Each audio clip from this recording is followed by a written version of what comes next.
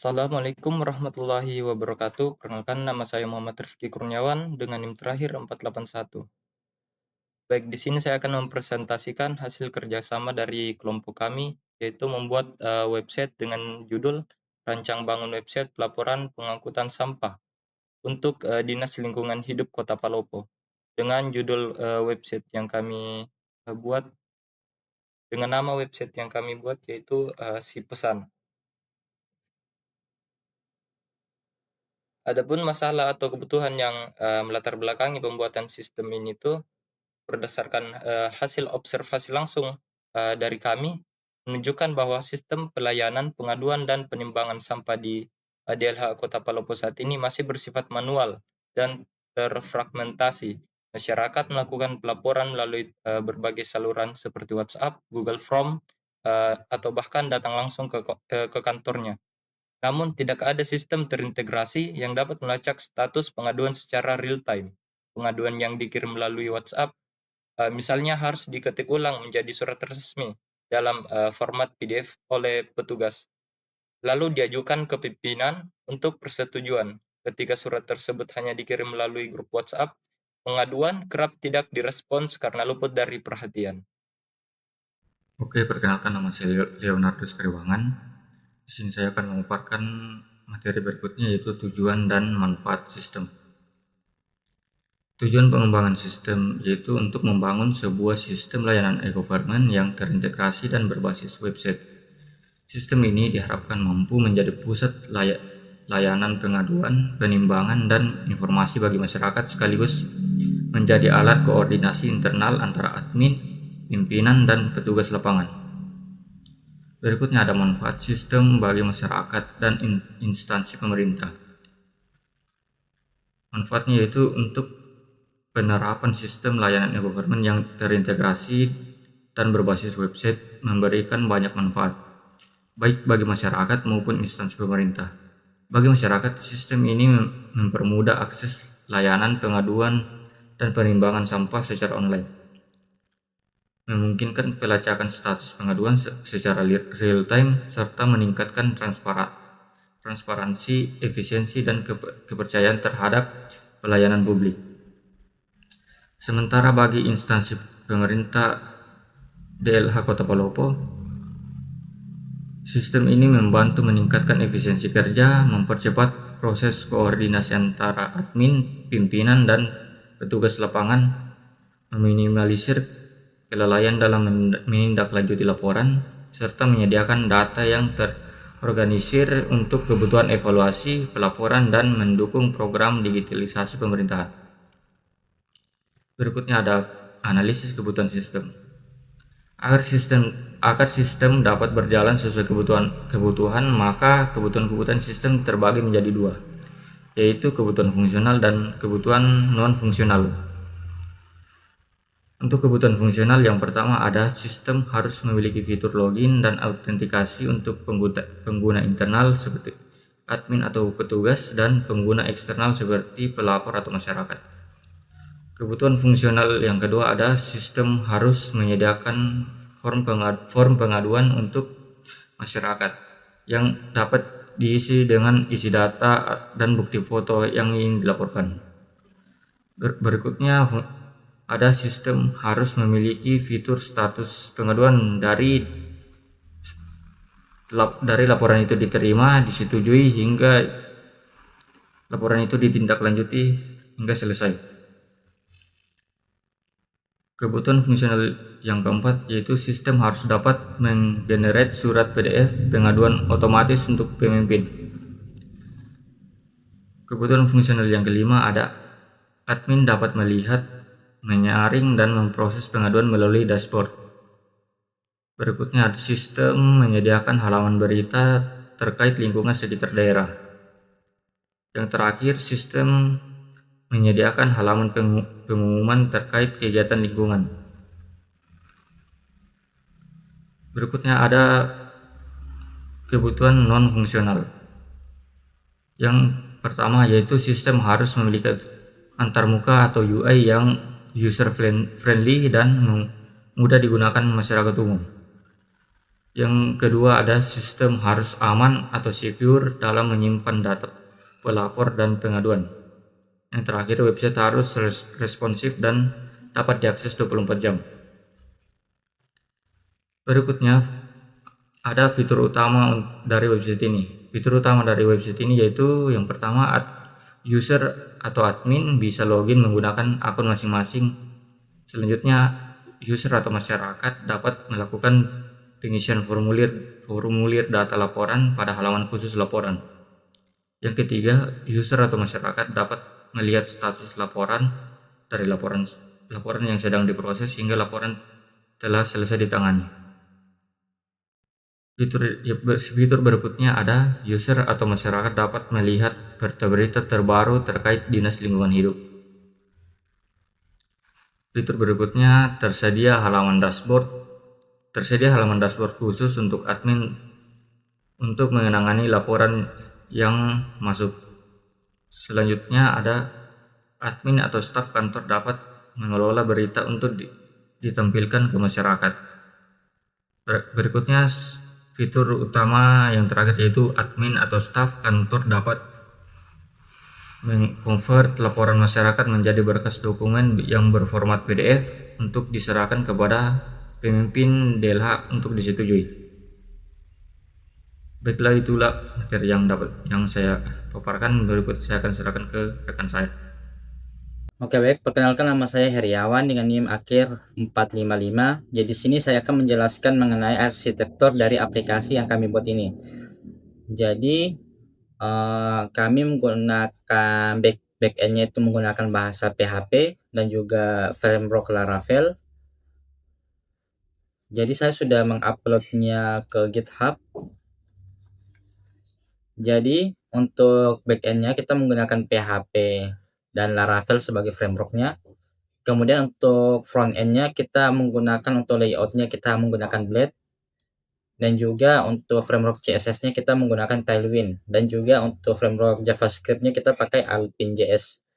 Kemudian untuk database-nya kita pakai MySQL. Inilah database yang kami gunakan. Jadi kita di sini menggunakan Laragon. Ada tabel user, ada tabel pengaduan, dan juga ada tabel berita. Kemudian juga untuk fitur tambahan, kita di sini menggunakan DOM PDF untuk generate PDF-nya, karena kita memiliki fitur untuk mengenerate PDF. Dan juga untuk autentifikasinya kita menggunakan Laravel Breeze untuk fitur login, register, dan lupa password. Oke, untuk diagram alur pelayanannya tampilannya seperti ini. Jadi ada dua role, ada masyarakat dan staf pelayanan.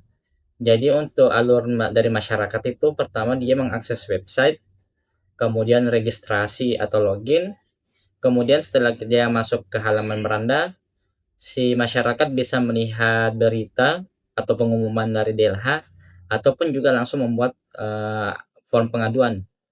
Kemudian bisa mengisi formulirnya dengan mengupload bukti foto dan juga mengisi deskripsi laporan. Setelah itu mereka mensubmit laporan, habis itu menunggu status pengaduan apakah ditindaklanjuti atau ditolak. Selanjutnya si masyarakat akan bertemu petugas lapangan jika pengaduannya diterima. Adapun untuk alur dari DLH atau staf pelayanannya, pertama dia masuk ke akses dashboard, kemudian dia login sebagai admin. Jadi di dashboard admin bisa melihat semua laporan yang masuk, kemudian juga dia bisa manajemen halaman berita dan pengumuman. Kemudian dia bisa memfilter atau sort laporan.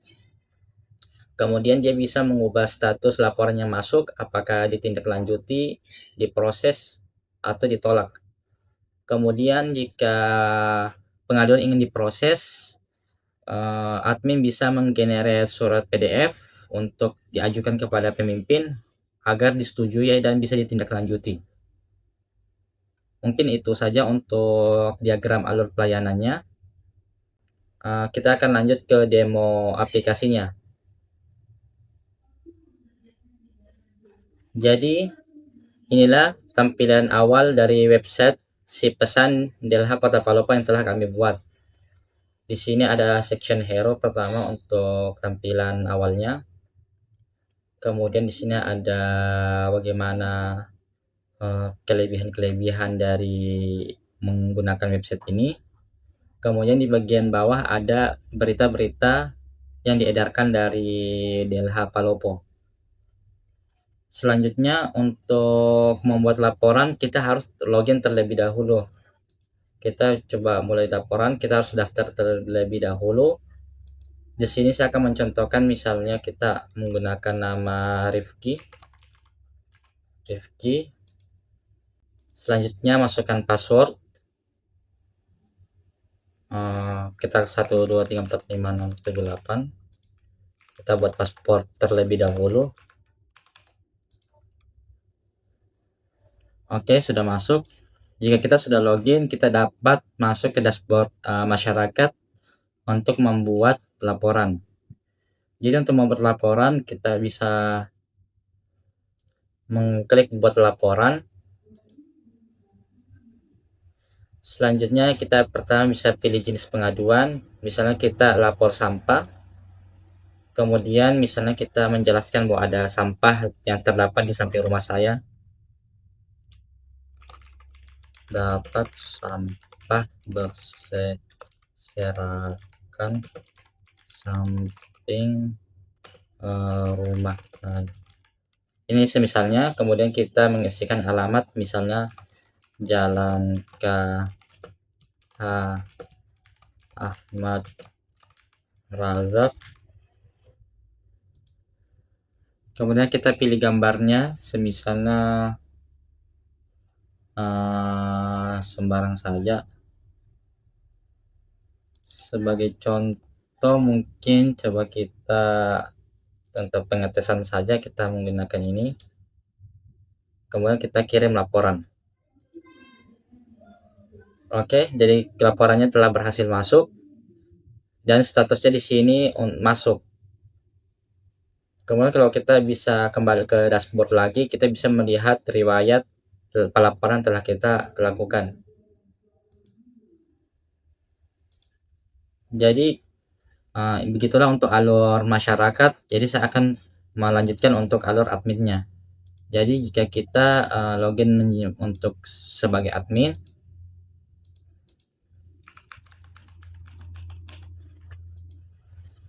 dia akan masuk ke dalam dashboard admin, kemudian bisa melihat laporan-laporan yang masuk. Jadi kita bisa misalnya yang tadi Rifki, kita coba lihat laporannya. Ini ya laporannya, statusnya sudah masuk. Oke, jadi sebelum staf pelayanan merubah status dari pengaduan dari masyarakat, terlebih dahulu pengaduan ini harus dibuatkan laporan ke pemimpin. Jadi caranya itu bisa mengklik tombol ini, cetak surat laporan. Jadi dengan mengklik itu pengaduan yang masuk akan dibuatkan surat PDF secara otomatis. Kita download terlebih dahulu suratnya. Jadi mungkin contoh surat pelaporannya. Jadi surat ini akan di-print lalu diserahkan kepada kepala pemimpin dinas untuk disetujui dan ditandatangani. Jika sudah selesai, staf pelayanan bisa mengubah status pengaduan masyarakat di menu ini menjadi diproses dengan mengklik update status. Jadi jika kita kembali lagi ke akun masyarakat,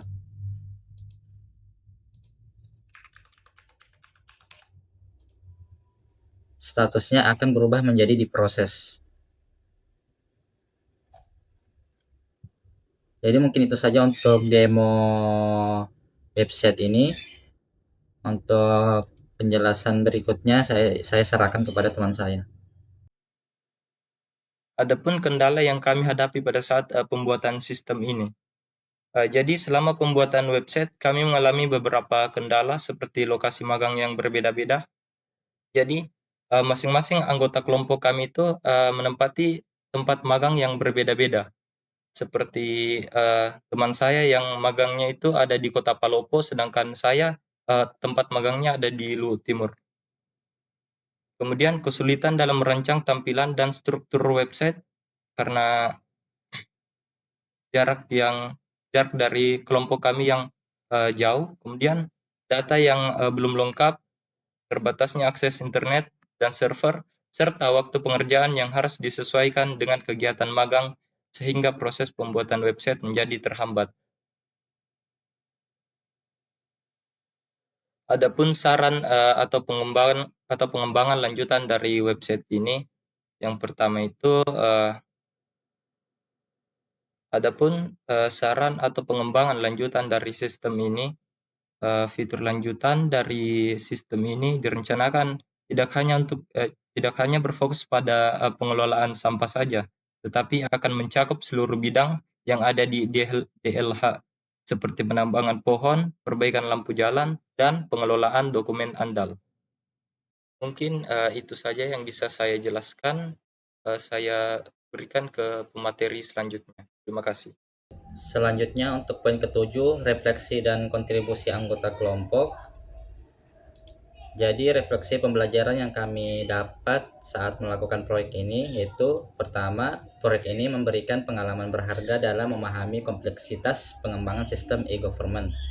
Kemudian kolaborasi yang efektif antar anggota tim menjadi kunci keberhasilan proyek ini. Kemudian perencanaan yang matang dan adaptasi terhadap perubahan adalah hal penting dalam proyek e-government. Selanjutnya, proyek ini mengajarkan pentingnya melakukan kegiatan observasi di instansi pemerintahan agar mengetahui permasalahan dan kebutuhan sistem secara menyeluruh. Kemudian yang terakhir yaitu hasil proyek ini diharapkan dapat memberikan manfaat nyata bagi masyarakat dan kontribusi pada peningkatan kualitas pelayanan publik. Selanjutnya untuk kontribusi anggota kelompok, dari saya sendiri, Heriawan, jadi saya bertindak sebagai ketua kelompok dan juga mengkoordinasi seluruh tim. Kemudian saya yang merancang alur websitenya, saya juga yang mendesain UI UX halaman website, dan juga saya yang membangun seluruh website menggunakan framework Laravel. Baiklah, saya Leonardo Skariwangan. Untuk kontribusi saya pada proyek ini yaitu menganalisis kebutuhan sistem, menganalisis aspek operasional DLH Kota Palopo, menentukan komponen aplikasi yang dibutuhkan, dan melakukan pengujian aplikasi. Saya Muhammad Rifki Kurniawan. Jadi kontribusi saya dalam, kelompok ini yaitu melakukan observasi langsung ke lapangan, menyusun estimasi anggaran, analisis aspek ekonomi, dan juga yang terakhir, rumusan deskripsi masalah. Terima kasih.